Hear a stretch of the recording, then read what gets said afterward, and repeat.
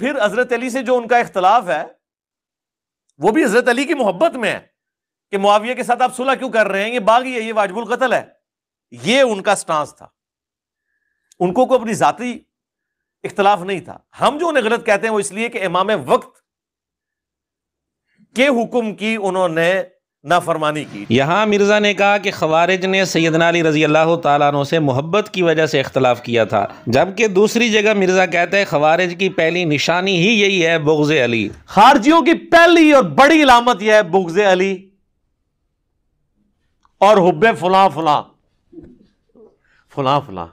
वही फुला जब फुला को मिलने कूफे आया तो मौला अली पे वो वाला फुला। मिर्ज़े ने फ़लाँ से मुराद लिया है सैयदना मुआविया रज़ी अल्लाह तआला अन्हु को, लेकिन अपनी आदत से मजबूर होकर भोंडा अंदाज इख्तियार किया।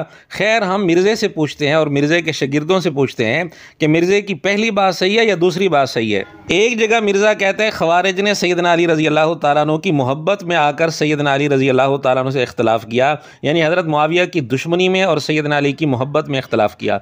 दूसरी जगह कह रहा है कि ख़वारिज की पहली निशानी यही है बुग़्ज़ अली और हुब्बे मुआविया। मिर्ज़े के शागिर्द सिर्फ इतना बता दें कि इनमें से कौन सी बात सही है और कौन सी गलत है।